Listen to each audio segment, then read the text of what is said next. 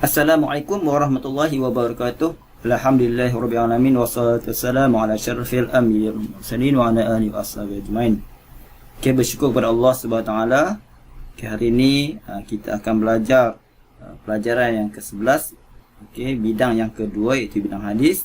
Tajuknya adalah ikhlas dalam kehidupan.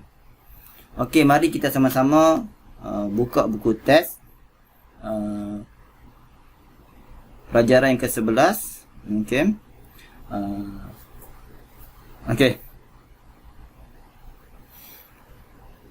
Okay, ini kita akan baca hadis duluan dan terjemahan dia.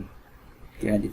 An Amirul Mukminin Abi Hafsin Umar bin Khattab radhiyallahu anhu qala Sami'tu Rasulullah sallallahu alaihi wasallam yaqul innamal a'malu binniyat wa innama likulli imri'in ma nawa faman kanat hijratuhu ila Allah wa rasulih fahijratuhu ila Allah wa rasulih wa man kanat hijratuhu lidunya yusibuha aw imra'atin yankihuha fahijratuhu ila ma hajar ilaih.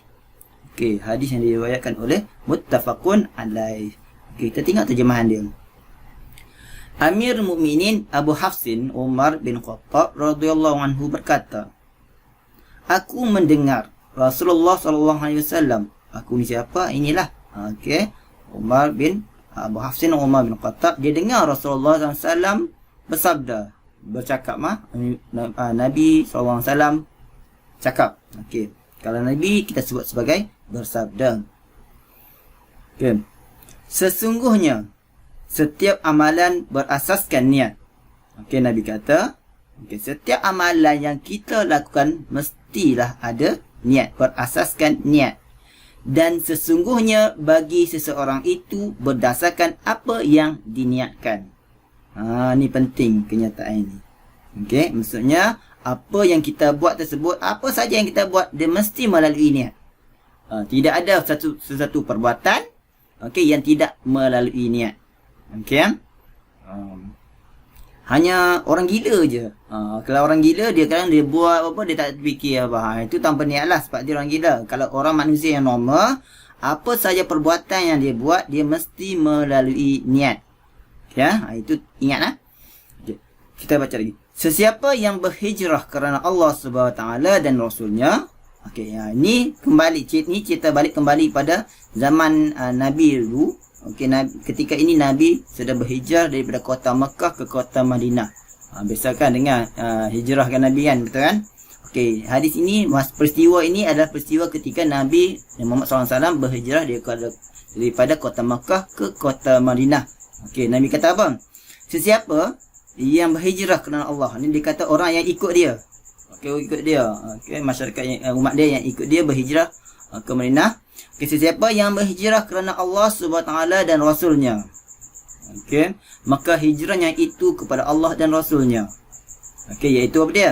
Diterima dan diberi ganjaran. Maksudnya ketika Nabi berhijrah tersebut, siapa yang berhijrah, niat dia adalah kerana Allah dan kerana Rasul dia, maka golongan tersebut akan mendapat ganjaran, okay, daripada Allah SWT yang besar.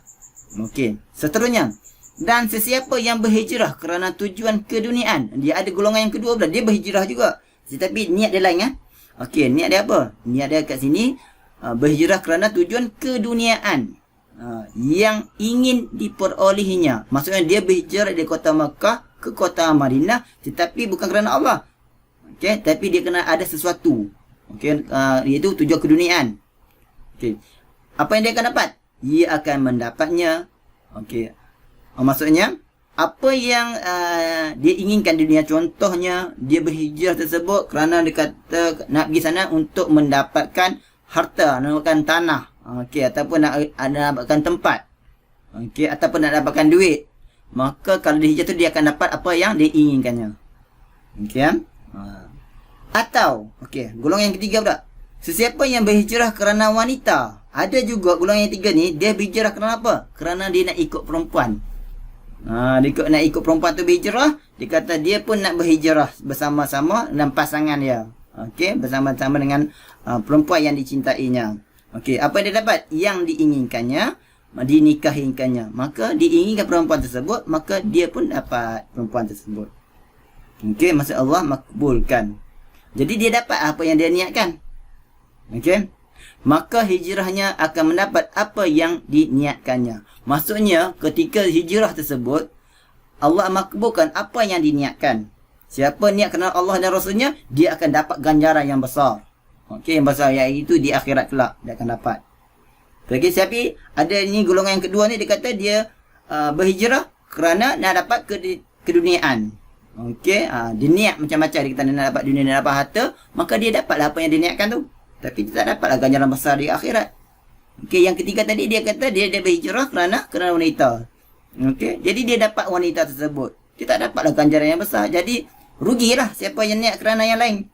Okey, yang paling besar kat sini ganjarannya iaitu orang yang berhijrah kerana Allah dan Rasulnya.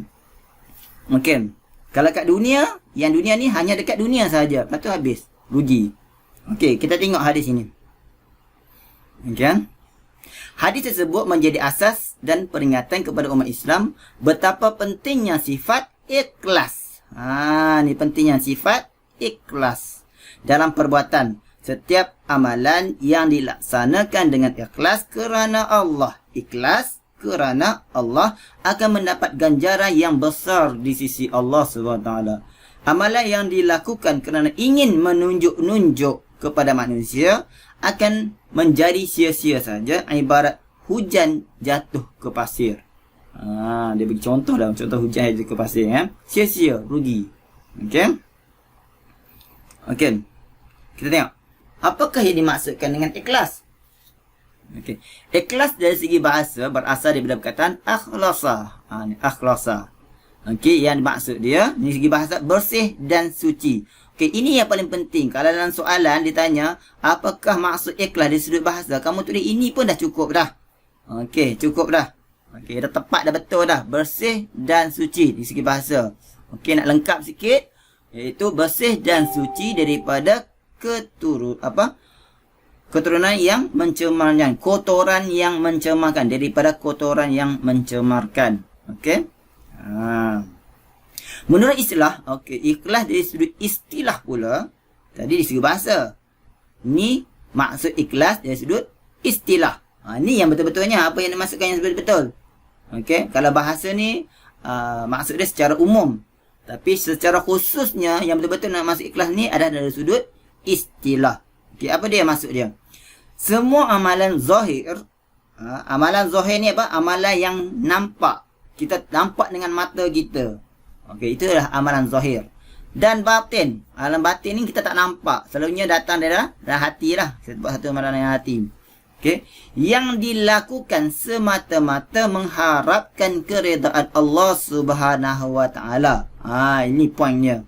Benda yang kita buat, kita mengharapkan keredaan Allah Subhanahu Wa Taala tanpa menyekutukannya. Okey. Dengan yang lain. Menyekutukannya maksudnya kita buat kerana Allah, tapi kita buat bukan kerana orang lain. Itu yang masuk ikhlas. Okey, semua amalan zahir dan batin. Okey, kenapa? Untuk mendapatkan keredaan Allah Subhanahu Wa Taala. Itu yang poin yang paling penting. Okey. Kita tengok. Orang yang ikhlas akan berusaha menyembunyikan amalan kebaikan yang dilakukannya sebagaimana dia berusaha menyembunyikan keburukan daripada diketahui umum. Okey, Okey. Kita tengok kunci ilmu ni, apa benda dalam kunci ilmu ni dalam kutip sini. Okey, kita tengok apa. Okey, kisah seorang lelaki yang dikenali sebagai Muhajir Umm Qais. Okey, yang ingin meminang seorang wanita Umm Qais. Okey, ini dia kunci ilmu ni dicerita dalam hadis tadi. Okey, yang berkaitan yang diikut kerana perempuan kan. Okey, perempuan tersebut enggan mengawininya kecuali lelaki tersebut berhijrah ke Madinah. Akhirnya lelaki itu berhijrah dan mengawini perempuan tersebut. Okey, betul kan apa yang ada dalam hadis tu? Okey. Kita tengok.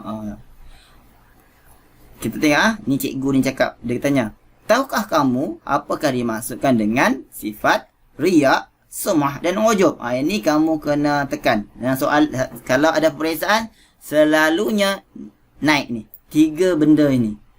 Okey? Kamu kena faham tiga benda ini. Riak, sum'ah dan ujub. Okey, kita tengok satu-satu. Apakah yang dimaksudkan dengan riak? Okey, riak ni kita biasa dengar kan kataan riak? Okey. Riak itu maksudnya melakukan amalan untuk dilihat dan dipuji oleh orang lain. Maksudnya kita buat satu-satu amalan ni semata-mata untuk orang tengok kebaikan kita. Dan kita mengharapkan pujian orang lain. Okey, tu rugi. Jangan buat macam ni yang ada sifat riak, rugi. Okey. Kedua, sum'ah. Sum'ah ni bermaksud memberitahu manusia amalan yang dilakukannya untuk mendapat sesuatu ganjaran. Contohnya dia buat satu benda, tiba-tiba okey dia nampak buat kebaikan atau kata apa? Dia sebagai contoh lah, dia naik tengah jalan, tiba-tiba dia nampak satu kayu besar menghalang jalan. Okey, dia pun tolonglah buang bak kayu tersebut supaya orang lain tak kena ataupun dapat melalui jalan tersebut. Tetapi dengan pertolongan tu dia pergi jumpa orang yang bertanggungjawab, okey, dan minta ganjaran. Saya dah buat ini, perlu bayar dekat saya sebagai contoh. Itu adalah sifat sum'ah. Okey. Okey, yang ketiga, ujub. Bangga dengan amalan dan kelebihan yang ada pada diri sendiri. Okey. Maksudnya kita ada kelebihan Allah bagikan. Setiap orang ni dia ada kelebihan tersendiri. Mungkin orang ni ada, orang yang tak ada. Mungkin orang ni ada, orang yang tak ada pulaan. Okey, dia ada kelebihan masing-masing. Tetapi istilah ujub ini, okey, orang yang dapat kelebihan tersebut dia membanggakan diri dia. Okey, dia bangga dengan diri dia, amalan, lepas tu dia tunjukkan amalan dia dan kelebihan dia daripada diri sendiri yang ada pada diri. Maksudnya dia bangga dan dia menghina orang lain. Sebagai contoh, kalau kita belajar ni, kata ada pelajar yang pandai. Dia kata, aku belajar ni sekali je. Aku belajar ni sekali je, aku boleh faham. Kau tu belajar banyak kali pun tetap tak faham lah. Sebagai contoh ayat gitu. Okey, itu adalah ujub. Membanggakan diri apa yang dia dapat. Tak macam mana Allah bagi. Kadang-kadang setiap kelebihan setiap orang tu berbeza. Okey? Boleh faham kan? Faham tiga-tiga ni. Riak, sum'ah, ujub. Okey? Buka buku teks tu, ulang balik kalau tak ingat. Kalau ada apa-apa, boleh tanya saya. Tak faham, boleh tanya saya. Okey, boleh ya? Okey, seterusnya. Kita tengok ciri-ciri orang yang ikhlas. Okey. Orang yang benar-benar ikhlas akan melakukan sesuatu amalan semata-mata untuk mendekatkan diri kepada Allah serta mengharapkan keredaannya. Okey, dalam surah Al-Bayyinah ayat 5. Bismillahirrahmanirrahim. Wa ma umiru illa liya'budullaha mukhlishina lahuddin. Yang bermaksud mereka tidak diperintahkan melainkan supaya menyembah Allah dan mengikhlaskan ibadah kepadanya. Itu dalam surah Al-Bayyinah. Apakah ciri-ciri orang yang ikhlas ni? Kita tengok balik, cek diri kita. Okey, ada tak ciri-ciri orang yang ikhlas pada kita? Kita nak tengok orang tu dia buat ikhlas ataupun kita sendiri ikhlas. Okey, kita tengok antara ciri-cirinya yang pertama, istiqamah melakukan kebaikan. Istiqamah ni apa? Istiqamah ni bermaksud kita sentiasa buat. Bukan sekali buat je, kita sentiasa buat. Hari ni buat, esok buat, lusa buat. Okey? Itu maksudnya istiqamah. Okey. Tidak mengharapkan pujian manusia. Apa yang kita buat ni kerana Allah SWT. Kita tak harapkan balasan daripada manusia. Okey. Sentiasa mengharapkan keredaan Allah. Okey, yang tiga ni, yang ketiga, sentiasa mengharapkan keredaan Allah. Itulah yang kita harapkan setiap amalan yang kita buat. Okey, yang keempat, tidak mengingati kebaikan yang dilakukan. Okey, kita cuba buat nak tahu ikhlas ni, kita buat, kita dah tak mengharapkan apa, kita akan cuba lupakan kebaikan kita yang kita buat tersebut. Kita berserahkan kepada Allah SWT. Okey, itu yang keempat. Yang kelima, sentiasa bersabar dalam kesulitan. Apa saja, biasalah kalau kita nak buat kebaikan ni banyak sangat rintangan. Okey, jadi kita bersabarlah apa sahaja kesulitan. Terutamanya kadang-kadang ni kita nak buat kebaikan ni daripada mulut manusia kan. Okey, kadang-kadang orang suka fitnah. Okey, itu berhati-hatilah. Okey, itu kita kena bersabar. Okey. Yang keenam, tidak menghiraukan kejian manusia. Ini sama juga. Okey, kita menghadap kejian, kita kena bersabar. Okey, yang last kali yang ketujuh, Okey, mengharapkan ganjaran pahala di akhirat. Inilah yang kita harapkan. Bila kita harapkan keridaan Allah Subhanahu Wa Taala, pasti kita akan mendapat ganjaran pahala di akhirat, iaitu ganjaran syurga. Okey, ini antara ciri-ciri orang yang ikhlas. Boleh faham kan? InsyaAllah. Okey. Seterusnya, kita tengok apa pentingnya ikhlas ini. Okey. Allah Subhanahu Wa Taala memerintahkan hamba-Nya agar bersifat ikhlas dalam melakukan sesuatu ibadah. Okey. Orang yang ikhlas akan mendapat kebaikan di dunia dan di akhirat. Antara kepentingan bersifat ikhlas termasuklah, okey, kat sini dia bagi 6 sifat pentingnya ikhlas ini dalam kehidupan kita. Okey, tengok yang pertama, apa pentingnya ikhlas ini? Yang pertama, mendapat perlindungan daripada Allah Subhanahu Wa Taala. Okey, orang ikhlas ni akan dapat perlindungan. Okey, yang kedua, terhindar daripada hasutan syaitan. Oh, syat. Okey. Yang ketiga, dianggapkan darjat dan martabat oleh Allah Subhanahu Wa Taala. Okey, yang keempat, okey, amal ibadah diterima oleh Allah. Ini penting. Supaya ibadat kita diterima Allah. Kalau tidak, kita buat amalan ibadat kita sia-sia saja, rugi. Okey, yang kelima, doanya akan dimakbulkan oleh Allah Subhanahu Wa Taala. Okey, alhamdulillah, semoga-moga kita dapat benda ini. Hidup yang last kali, yang keenam, hidup menjadi tenang dan tenteram. Okey. Tengok betul tak? Kalau kita buat satu benda yang ikhlas, okey, insya-Allah hati kita akan jauh dan hati kita tu akan rasa tenang. Okey. Okey, kunci ilmu ni, apa kunci ilmu nak kata ni? Fudail bin Iyad pernah berkata, beramal kerana manusia adalah syirik. Okey, tak boleh tu.